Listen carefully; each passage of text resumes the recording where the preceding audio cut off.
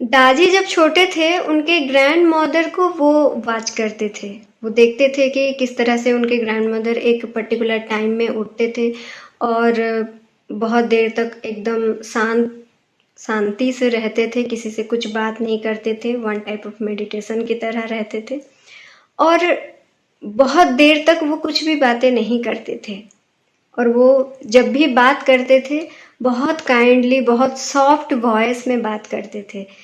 तो ये दादी उनके ग्रैंड पेरेंट में, उनके ग्रैंड मदर में ये सारी चीजें वॉच किए थे। नेक्स्ट हम चलते हैं दादी के ग्रैंड डॉटर की तरफ। तो जब दादी मेडिटेशन के लिए रेडी हो रहे हैं तो उनका ग्रैंड डॉटर उसके मम्मा को बोल रही है कि मम्मा डिस्टर्बेंस मत करो, दादा मेडिटेट करने के लिए जा रहे हैं। यानी कि उनके जो ग्रैंड डॉटर है वो भी वॉच कर रही है दादी को। देखिए, दादी उनके ग्रैंड मदर को भी वॉच कर रहे थे और दादी के जो ग्रैंड डॉटर है वो दादी को वॉच कर रही है। इसका मतलब ये है, और ये दोनों ही सीख रहे हैं वो डिसिप्लिन, वो चुप रहना, वो साइलेंस का जो महत्व है, ये दोनों ही वॉच कर रहे हैं। तो इससे कंक्लूजन ये निकलती है, wisdom is not taught, wisdom is caught by heart. तो इसको पकड़ना जरूरी होता है दोस्तों। तो इसी के बारे में आज हम डिस्कस करेंगे कि हमारे एल्डर्स की जो विजडम है उसको हम कैसे कट करें, उसको हम कैसे पकड़ लें। तो चलिए डिस्कस कर रहे हैं हम अपने book the wisdom bridge, written by हमारे प्यारे से दादी कमलेश डी पटेल जी। दोस्तों देखिए, अगर हम अपने ग्रैंड पेरेंट्स, आपके घर में भी जो एल्डर्स हैं उनको अगर थोड़ा सा आप ध्यान देंगे तो आपको पता चलेगा कि वो लोग कितना डिसिप्लिन मैनर में अपने लाइफ को लेते हैं।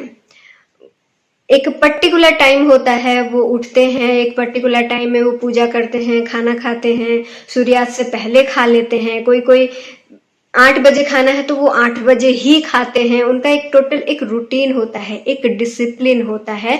और अगर हम उस डिसिप्लिन को ध्यान दें तो पता चलेगा कि अरे ये लोग ये इतना हेल्दी क्यों है, इसको क्यों ये बीमारी नहीं है, हमें क्यों जल्दी से बुखार आ जाता है।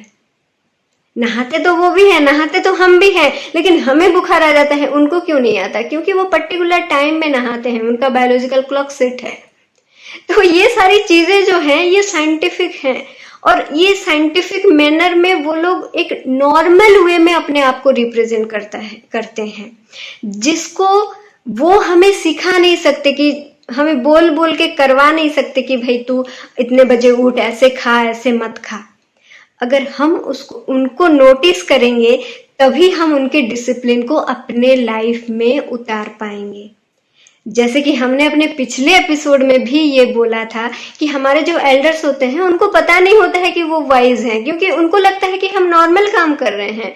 रोज 5 बजे उठना एक नॉर्मल सी बात है, लेकिन अगर हम उस 5 बजे की जो उठना है, फिर जो गर्म पानी पीना है, फिर जो थोड़ा सा सूर्य नमस्कार वगैरह वो लोग जो करते हैं, अगर हम वो सारी चीजों को अगर हम फॉलो करते हैं तो सोचिए हमारी लाइफ कितनी बदल सकती है। वो नॉर्मल सी बातें, वो छोटी छोटी बातें हमारी जिंदगी में कितने बदलाव ला पाती है। तो इस चीज को हमें पकड़ने की जरूरत है, इसको हमें कोई सिखा नहीं सकता। और देखिए, जनरेशन अगर हम बोलेंगे कि वो उनका जनरेशन है, ये हमारा जनरेशन है, जनरेशन गैप है, ठीक है, लेकिन उसको हम मिटा भी सकते हैं। जब उनको कुछ एक्सपीरियंस है, उनके टाइम में क्या हो रहा था उसके बारे में हम सुन सकते हैं। अभी जैसे कि कुछ टेक्निकल चीजें हैं, जैसे कि इंस्टा हो गया, फेसबुक चलाना हो गया, यूट्यूब में वीडियो सर्च करना हो गया, ये सारी चीजें हम उनको सिखा सकते हैं। तो क्या होगा, दोनों के बीच वो कनेक्शन बढ़ेगी, वो जनरेशन गैप जो है वो कम हो जाएगी, क्योंकि आप उनके टाइम को अच्छे से समझ पाएंगे, वो आपकी हालातों को अच्छे से समझ पाएंगे। तो वो जो कनेक्शन है, वो जो ब्रिज है, वो और स्ट्रॉन्ग बनेगा। देखिए, आप ये बोल सकते हैं कि ठीक है, सिर्फ विजडम की बात ही तो है, सिर्फ नॉलेज की बात ही तो है, वो तो स्टोर होके गूगल में बहुत चीजें हैं, है ना। गूगल में आप जो भी सर्च करेंगे आएंगे, तो वो कनेक्शन बनाने की क्या जरूरत है? जरूरत है, किस लिए? देखिए, गूगल में 300 वर्ष तक डाटा रह सकता है। लेकिन मान लीजिए रात के 12 बजे आपका बच्चा रोने लग गया, वो चुप ही नहीं हो रहा है, आपने गूगल सर्च किया, कुछ काम नहीं दिया, बहुत सारी चीजें अपने अप्लाई किया, काम नहीं दिया, आपने डॉक्टर को फोन किया, वो बोला मैं कल सवेरे आता हूँ, रात के 12 बजे नहीं आ सकता, तब आप क्या करेंगे? तब क्या काम आता है? जब आपके इन लॉ को आप फोन करते हैं या फिर आपके मदर को आप फोन करते हैं, वो कुछ छोटे मोटे टोटके बताते हैं कि पेट में थोड़ा सा घी और अजवाइन लगा दो, पीठ में थोड़ा सा सरसों का तेल लगा दो, ऐसा कुछ होता है ना? आपके साथ हो, बिल्कुल हुआ होगा। तो ये चीजें क्या है?